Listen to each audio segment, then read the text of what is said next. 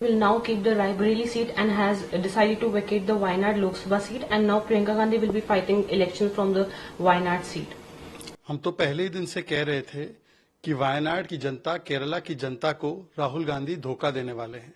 और केवल हम ही नहीं, लेफ्ट पार्टी की एनी राजा भी कह रही थी कि राहुल गांधी केरला और वायनाड को पलायन करके छोड़ देंगे। पहले अमेठी को धोखा दिया, जब अमेठी से हारे तो अमेठी को छोड़ दिया। वायनाड ने 2 बार उनको जिताया, सिटिंग सांसद वो वायनाड से है, परंतु अब वायनाड को भी छोड़ दिया, क्योंकि इसमें 3 कारण है। एक तो जो पारिवारिक विरासत है रायबरेली की, आज साफ हो चुका है कि कांग्रेस नामक पारिवारिक कंपनी में पारिवारिक विरासत पुत्र की हो सकती है, पुत्री की नहीं। दूसरी बात स्पष्ट है कि राहुल गांधी जानते हैं कि समाजवादी पार्टी के कंधे पर चढ़कर कांग्रेस कुछ एक आध सीट उत्तर प्रदेश में जीत गई है, पर वहां पर उपचुनाव कराने की वो स्थिति में नहीं है।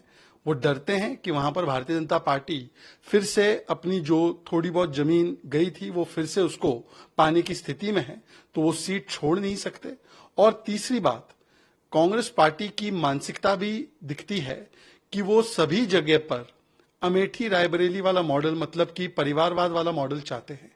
सोचिए, किसी कार्यकर्ता को नहीं लड़ाते हैं। ये पारिवारिक कंपनी है जहां पर माताजी राज्यसभा में, बेटा जी लोकसभा में, और अब बेटी को भी लोकसभा भेजने की तैयारी, हालांकि जीतेंगे नहीं। परंतु आज सवाल सिर्फ इतना उत्पन्न होता है कि ये निर्णय लेने से पहले क्या लेफ्ट पार्टी इसको कंसल्ट किया गया? वैसे तो ये इंडिया अलायंस में एक साथ है। इंडिया अलायंस के साथियों को, मतलब लेफ्ट पार्टीज को पूछा तक गया कि वहां पर प्रियंका वाड्रा जी को लड़वाने का सोच रही है Congress party? Raising questions on the EVM machines, where D. Raja questioned that credibility of EVMs has become in question. Now Jagan Mohan Reddy is also asking the Election Commission to opt for paper ballots instead of EVMs. देखिए, EVM बहाना है, अपनी हार के असली कारण को छिपाना है और मुद्दों से भटकाना है। और इसीलिए कभी ब्लैक बॉक्स कह देना, जैसे राहुल गांधी ने कहा, कभी आज जगन मोहन रेड्डी जी भी सवाल उठा रहे हैं, कभी कहते हैं कि ईवीएम जो है वो ओटीपी और मोबाइल से अनलॉक होती है। ऐसी झूठी अफवाहों से और झूठी खबरों को प्रचारित करने का काम करते हैं।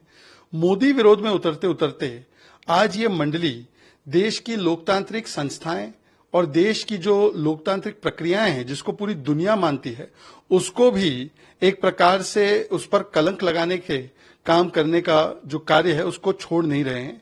इससे पता चलता है कि किस प्रकार से आज विपक्ष बौखलाया हुआ है।